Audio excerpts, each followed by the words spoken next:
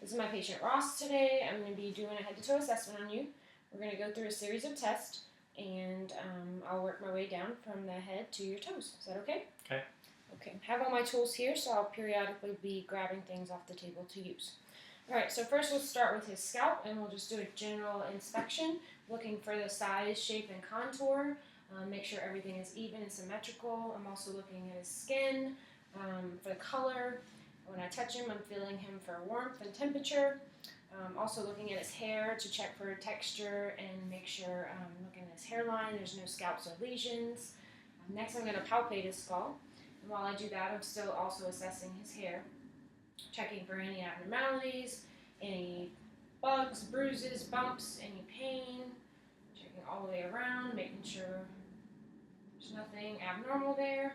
Does that feel okay? Mm-hmm. Alright, then I'll move to palpating his sinuses. Just turn your head a little bit here. I'm going to palpate the frontal sinuses across here, and his maxillary sinuses for any pain or tenderness or pressure. Anything there? No. Ethmoid sinuses are usually not palpated upon assessment. Next, we're going to go right into checking his lymph nodes. I'm going to have you tilt your head down. And first, I'm going to check back here for the occipital nodes. Feeling for small pea-sized. Nothing should be abnormal there. Nothing should be hard or tender. Then the post-auricular nodes behind his ear. Pre-auricular nodes. Moving down to his tonsillar nodes. Up across submandibular nodes. No pain or tenderness? No. And right under his chin, the premental nodes. Then I'll move down to his neck and do his posterior cervical nodes, anterior cervical nodes. Then I'll move across to his supraclavicular nodes and run all the way across the line of his clavicle. Sit up for me. Next, I'm going to inspect and palpate his trachea and his thyroid gland. So I'll just feel here, make sure everything is symmetrical midline, and I'll have him swallow. Okay, so the next test, I'm going to have you hold a sip of water in your mouth and wait for me to tell you to swallow. So you can do this two ways, behind the patient or in front. I'm just going to go ahead and do the in front part. So you feel for the thyroid gland. Okay, go ahead and swallow. And you're feeling to make sure it moves symmetrically between your fingers up and down and that there's no pain in there. Is that good? Okay. One more. And this time I'll do it from the posterior aspect. I'll just grab both sides of the trachea here. Feel for the thyroid. Okay, go ahead and swallow. Good job. No problems there? Nope. Alright, good. Next we're going to move to the eye exam. The first thing I'll do is get my Snellen chart here. And I'll have the patient hold it about 14 inches from his face. I want you to cover your left eye. And go ahead and read the smallest line you can see. 937826. Okay, and cover the other eye. And read the smallest one backwards. 628739. Good. So his vision is about 20/25, which is pretty close to normal. Next, I'll just inspect his eye structures. I'll look at his eyebrows and his eye cavities, make sure there's no crusting, drainage, redness. I'll pull down and look at the conjunctiva and the sclera, the lenses. Look up for me. Nothing should be yellow and jaundice. It should be nice and white and pretty there. And his is. Alright, next I'll grab my light source. And we're going to check his pupil responses and make sure they're round reactive to light. I want you to look straight ahead for me. I'm just going to shine the light right in his eye. And I'm looking to make sure his pupils respond, and they do. And I'll do one side and then the other side. Checking for reactivity, make sure they're even on both sides, and his are good. Then we'll move right into the ophthalmoscope exam. I'm still going to have you look straight ahead. And I'm going to go ahead and look for the red reflex, which I see. And then I'll slowly move in, holding the patient's head to stabilize. Looking at the internal eye structures. Noticing the iris and the macula and the retinal arteries. Everything looks good. Okay. The light reflex, and then I'll do the same thing on this side. Look for the red reflex. Turn to in. Make sure all that looks really good. Look straight into the light. And then I can see the macula there. Okay, great. Now I'm going to do a couple cranial nerve assessments. First, I'm going to check cranial nerves 3, 4, and 6, which are the ocular, motor, the trochlear, and abducens. And this is done by a 6 cardinal gaze test. So what I want you to do, I'm just going to hold your face here. I want you to follow my finger. So this test is checking all the cranial nerves, and those 3 nerves are helping his eye motor function to move in all those different positions. Good. Next, we're going to check cranial nerve 5, which is, well, I'll wait till we do the mouth for that one. Let's move on to the nose next. So first, I'm just going to inspect the exterior portion of his nose, make sure it looks even and symmetrical. Tilt your head back from me. I'm going to look in the canal, make sure there's no bleeding, no swelling, no tenderness. I'm going to get my light source here. Switch it over.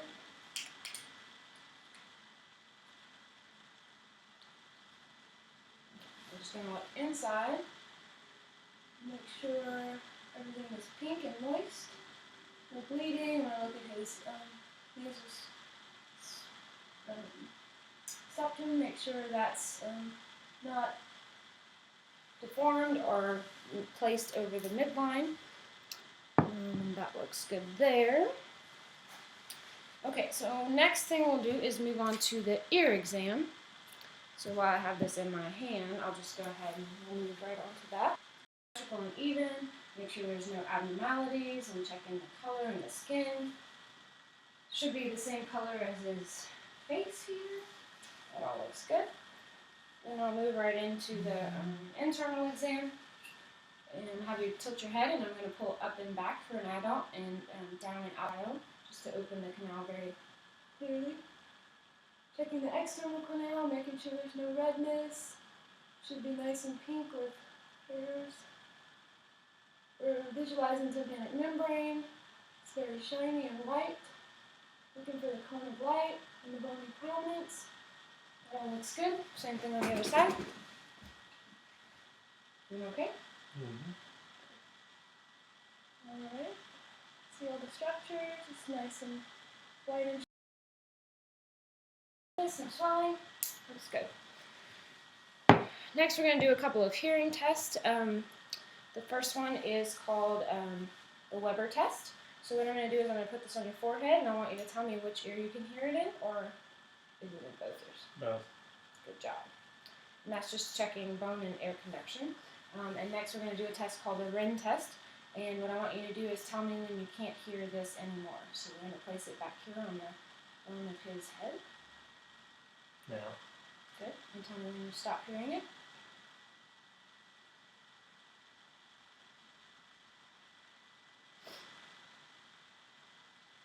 Now. Good job. Same thing on the other side. Air conduction should be longer than bone conduction, so he should be able to hear the other one a little longer than the first.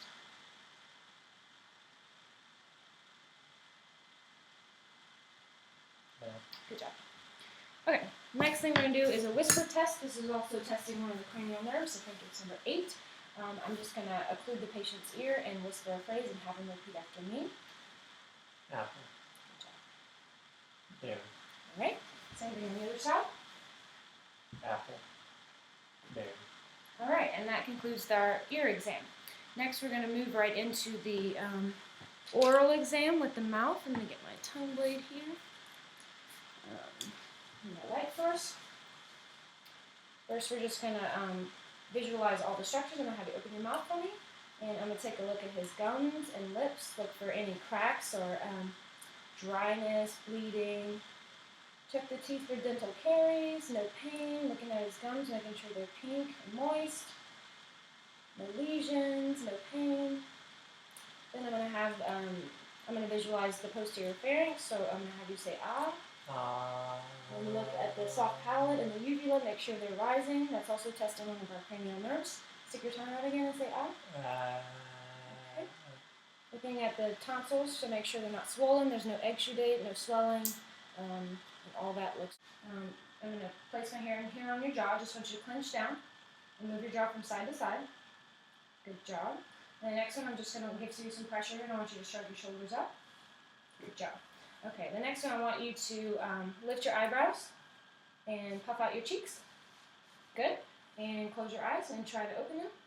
Cranial nerve 5 tests sensory functions. So I have a tongue blade here that's sharp and dull. I'm just going to touch two sides of your face and I want you to tell me if you feel a dullness or a sharpness, okay?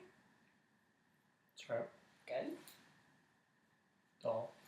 Okay, perfect. Also, I want you to stick out your tongue, testing cranial nerve 12 and making sure everything's midline. Now move it side to side. Good job. And the last one is I'm going to check your peripheral vision. So I just want you to look straight ahead and tell me when you see the fingers coming into your view. No. Good job. No. And one more time. No. Good job. Okay, so that completes our head, eye, ear, nose, and throat assessment. So next we're going to move right on down to his chest. I had him take his shirt off, so this will be easier for the examination. First thing I'm just doing is inspecting everything and his work of breathing. I'm looking for the rate, the depth, to making sure there's no abnormalities, making sure he's not using any accessory muscles, making sure it's symmetrical on both sides, both lung fields, no protruding ribs, looking at the color of his skin, making sure it's cool and warm to the touch, and all of that looks really good. The next thing we're going to do is auscultate all his lung fields. We're going to do anterior and posterior. So I'm going to do the whole front side, and then we'll move on and turn around and do the back side. So when you feel my stethoscope on your chest, I'm going to have you take a deep breath in and out with your mouth open, okay? I'm going to start at the top above a clavicle to check his anterior lung fields first. Good job. Making sure I'm moving side to side so I can compare both sides and make sure they're symmetrical. Working my way down using a ladder technique. Good job.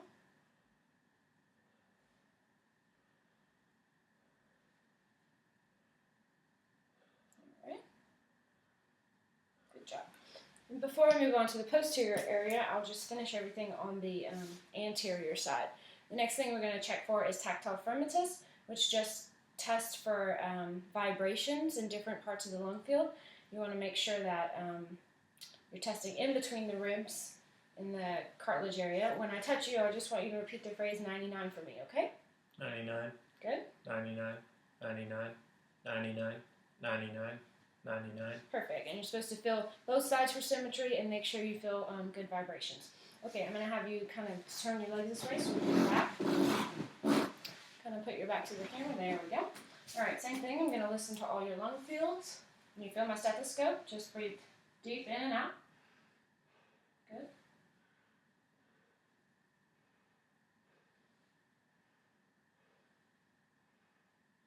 Making sure to check for any adventitious breath sounds, any wheezing, rhonchi, rales, crackles. Mostly on the posterior is going to be vesicular breath sounds. Sometimes in the front you'll get more of tracheal in the anterior lobes. I'm also going to have you lift your arms and listen to both lateral sides. Good job. All right, good job. Arms down. Okay, now I'll have you kind of put your arms across your chest and we'll do the same thing with the 99. Go ahead. 99. 99. 99. 99. 99. 99. Perfect. Now the next thing we're going to do is percussion. I'm just going to percuss down the different lung fields, listening for changes. It should be resonance all the way down. Once you hit organs, you're going to hear a dull sound.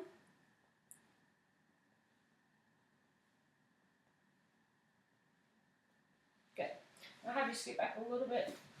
Okay, the next test we're going to do is called diaphragmatic excursion, and what that is it tests his diaphragm on the difference between inhaling and exhaling. So what I'm going to have you do is take in a deep breath and hold it, and as he holds it,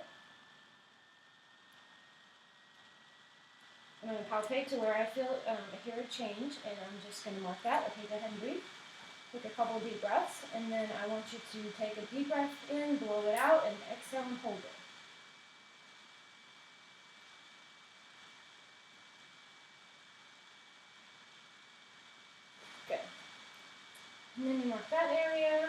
then you can take your measure and you measure the distance between the two sides.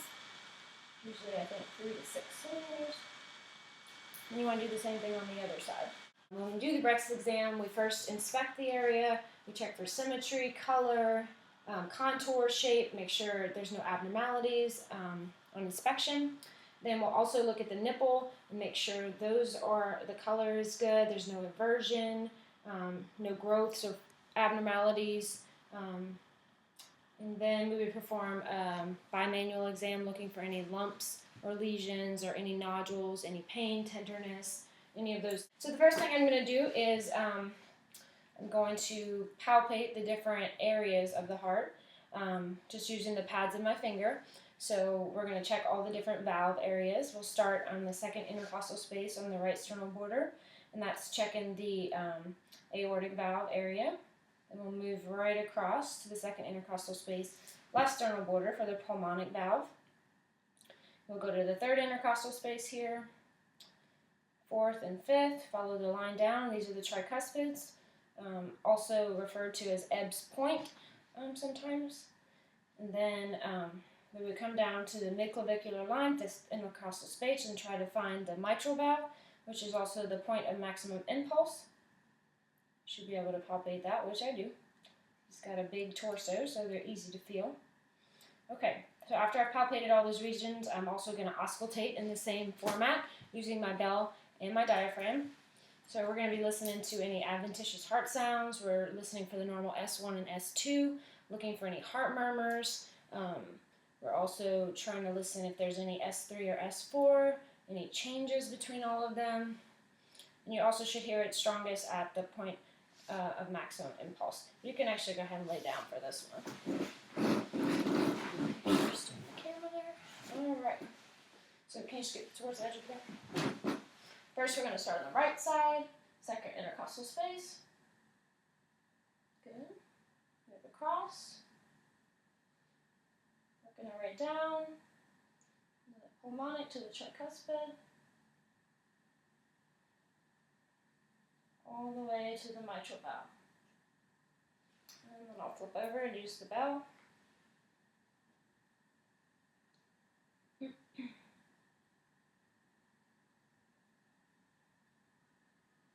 heart has very good normal S1 and S2. Also, while I'm listening to the PMI, I can also check his carotid pulse and make sure that they correlate.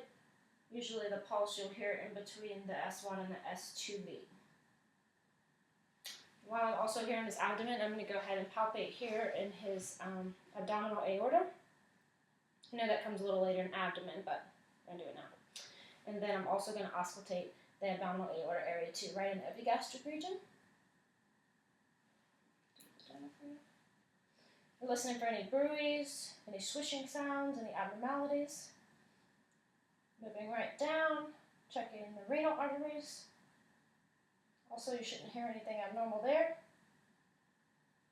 To pulses. Okay, so the first pulse can you sit up for me? Sorry. First pulse we're going to palpate and auscultate is the carotid pulses. It's very important when you do these pulses not to do them both at the same time because you don't want to occlude the blood flow to the brain. So first I'm just going to palpate here. It's a really good strong pulse, and also on this side. Feeling for any thrills. If you do feel a thrill, it means there might be some abnormalities with the blood flow, and you would listen for a bruit at that point. I'm just going to go ahead and listen to both sides.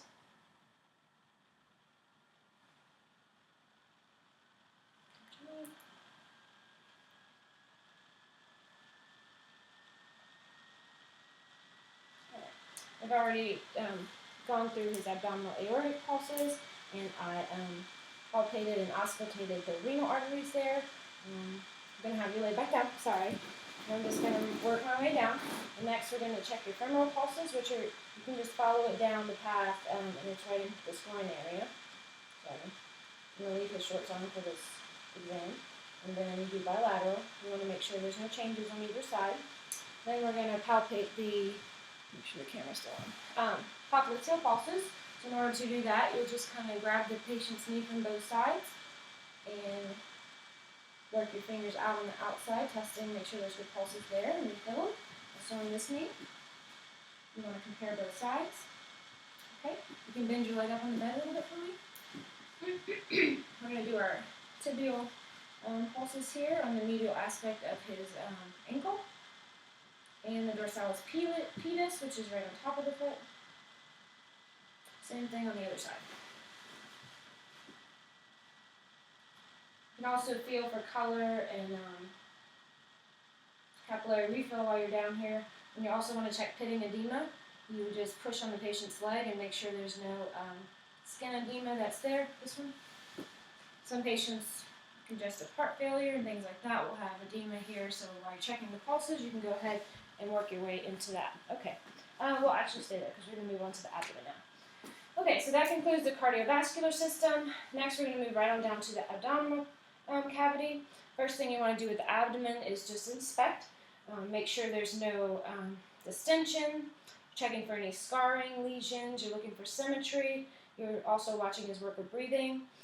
If the patient is thin and tall, like Ross here, you can actually see and inspect when the abdominal aortic is pulsating. You can visualize that as well.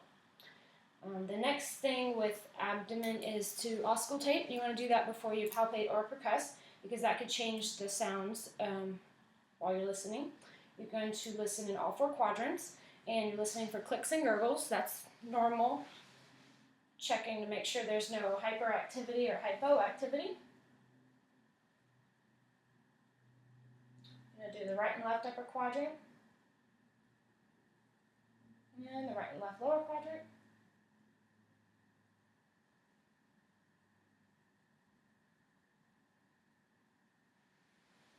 Good. Next we can go to percussion. So when we percuss across the abdomen, over the stomach and intestines, you're usually going to hear tympany, and over the organs you'll hear dullness. So when you get around the liver area or the spleen, things like that, then you will hear a different sound. So you just do all the quadrants. Good. One test that we can do while assessing the abdomen is called the liver span test, which actually helps us to assess the border of the liver from the top to the bottom. The way we do that is it's down on the right side of the patient's abdomen, and we start low and we go up with our percussion until we hear a change from tympany to dullness.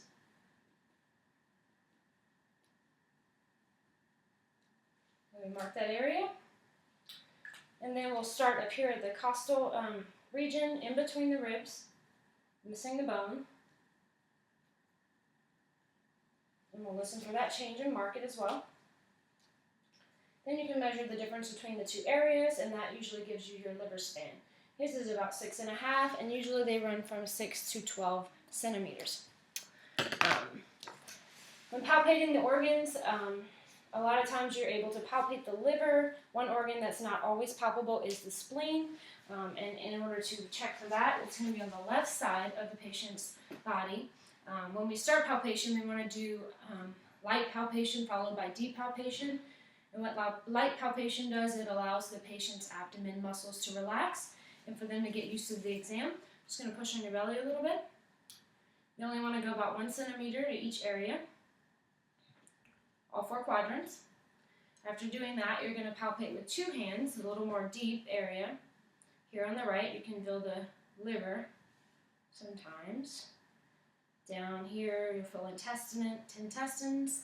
And up here in the left upper quadrant, you can feel for the spleen. It's not supposed to be palpable. If it is, then that could signify an abnormality. But you can also tell the patient to take a deep breath and push in, and sometimes you can feel it a little better. Or you can use your hand underneath here to push up on the organ and see if you can. Okay, our next systems here are going to be the musculoskeletal system and the neurologic system. So the first thing, I'm going to put your head down. I'm looking for an alignment all the way down his spine, making sure there's nothing out of alignment. I'm inspecting for symmetry. The cervical spine here should be symmetrical and even.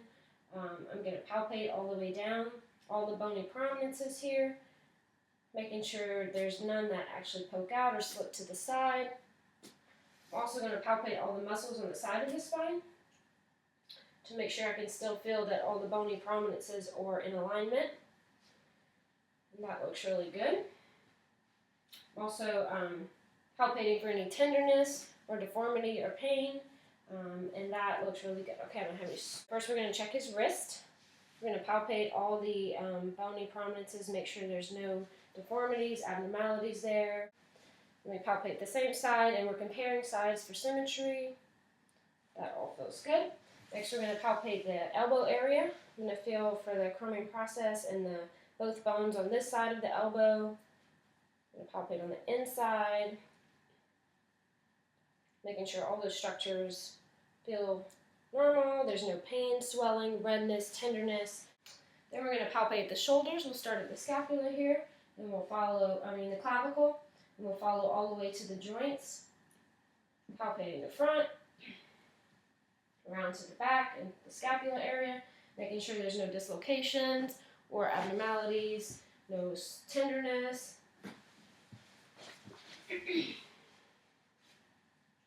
Checking all the bony prominences. Oh, that feels really good. Alright, so we did the wrist, the elbows, the shoulders. Let's palpate the knees. Can't you see me there? No. Alright, so we'll just palpate the patellar here, and we'll palpate above and below. Make sure it doesn't move and there's nothing going on there that's abnormal. Same thing on this side. We're always checking for symmetry, redness, pain, swelling, tenderness, warmth to the touch. And then the same thing down here on the ankle. We're going to palpate the inner parts of the ankle and the exterior parts of the ankle, and the same thing on this side. Good. Okay. Next, we're going to do a couple of range of motion exercises with some of the major joints. We'll start with the elbow. With flexion, we'll have you flex your elbow up. Let's do both at the same time for the sake of time. And then extension. Then we're going to do abduction, which is away from the body. Well, actually, this will be your shoulders. Let's have you have your shoulders straight and lift them up, all the way up. It's flexion and extension. I want you to do them all the way back behind you. Good. Okay, now I want you to take one arm and cross it across your chest the other way. That's adduction of the shoulder, and then also the other side. And out to the side, adduction. For your shoulders, you can also check internal and external rotation. So I want you to take this arm and scratch the back of your neck, behind your head, up. Good job. And then reach around and try to reach your scapula underneath. There you go. Same thing on the other side. Good range of motion there in the shoulders. Okay, the next part, knees, ankles, is your hips. Okay, so for this one, I'm going to have you, let's lay on the bed for this one.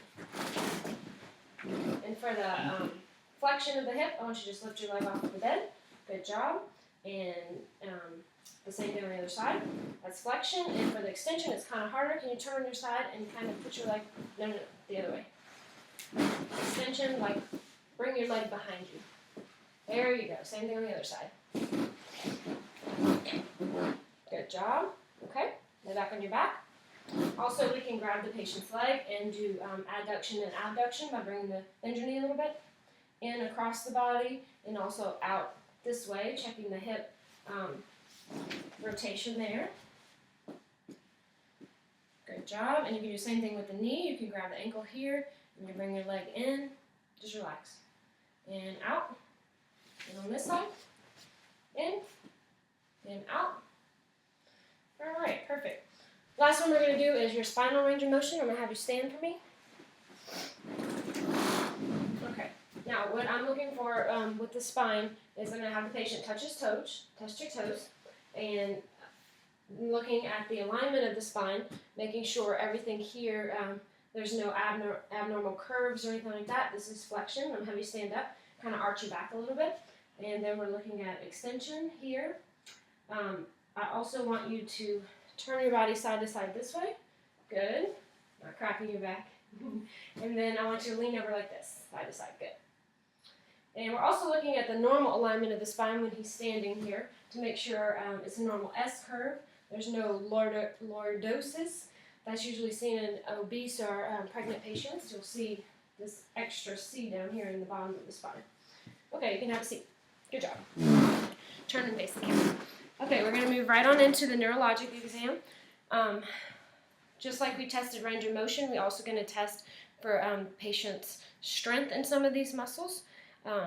So I'm just going to move right on down and do a couple of strength tests. Can I have you squeeze my hands for me? Testing bilateral grip strength, as tight as you can. Squeeze, squeeze, squeeze. Good. Also going to test his shoulder or deltoid strength. So can you put your arms right out in front of me? I'm going to push down, don't let me. Good. And I'm going to pull up, don't let me. Perfect. Okay, we're going to do the same thing with your hips. So I want you to lift your leg off the bed. I'm going to push down with resistance, okay? And right here we're looking for symmetry on both sides to make sure that, same thing, lift it up. Push it down. Good. Most people are normal on both sides. If you have an abnormality on one or the other, you have to worry about things like stroke and stuff like that. I'm going to have you lay down so I can get your feet.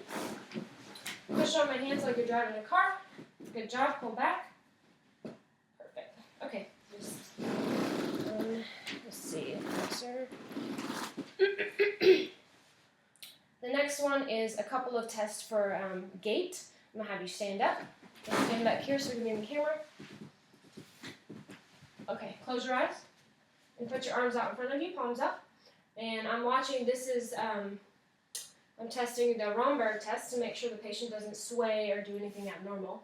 And also we're going to test for pronator drift, which means I'm just going to either press on the patient's shoulder or his arms like this and make sure he goes back to normal and make sure we're standing here so the patient doesn't fall when this happens. Okay, you can open your eyes. If I'm concerned or see problems with the patient's gait, I will then do a heel-to-toe test and have him take a couple steps, having his heel to his toe. Good job. And just watching to make sure his gait is steady and symmetrical. Walk back to the wall. Great. Okay. Have a seat. That all looks great. Okay. Next test we can do using the tuning fork also checks for vibration sensations in all the bony prominences. So I just want you to tell me if you can feel the vibration and how the places that up with your foot. Yes. Yes. Yes. Yes. You would do both upper and lower extremities, bilaterally. Yes. Make sure the patient has it all there, ankles. Yes. Good. Yes. And then we would also do a sharp and dull test like we did earlier to test cranial nerve 5. But you would do from head to toe, make sure the patient has good sensation. So just let me know if it's sharp or dull. Sharp. Dull. Sharp. Sharp. Sharp. Sharp. Sharp. Sharp. And you would go all the way down to his feet. Okay, the last thing we're going to do is test for all the patient's reflexes. Just a couple of different ones. Have the patient have his hands relaxed in his lap like this. First one we'll check for is the brachial reflex. And I'll hold his bicep muscle here down. Wait, this isn't brachial. This is bicep reflex, sorry. And I will just tap right there, looking for reflex in the bicep muscle. Same thing on the second side. Good job. Then we'll do a tricep reset. This one is kind of hard sometimes because it's hard for the patient to relax. Just relax your arm there. I'm hitting the back here of his elbow, trying to find a response in the tricep muscle. Same thing here.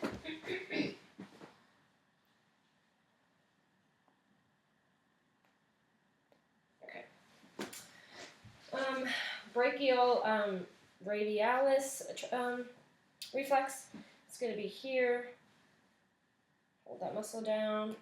And you're looking for the thumb to have a jerking movement. Good job. Alright, and for the next one is the most common. I'm going to put the screen down here a little bit. It's the patellar reflexes, which everybody knows. Can you scoot back where your feet are hanging off the bed? There you go. Bend your knees, but have your feet hang off the bed. Good, and you want to make sure the patient is good and relaxed whenever you do it. You can feel for the area right below the kneecap here. You can sometimes hold the leg up a little bit so it hangs down. You just do a quick motion with your wrist there. Good job. Same thing here. Just let it relax. Good job. And the last reflex we check for is the Achilles tendon reflex, which is sometimes hard to get to. It's back here in the patient's Achilles area. Sometimes you can have a patient kneel on the back of a chair. All right. Relax your foot. I don't do it for the camera anymore.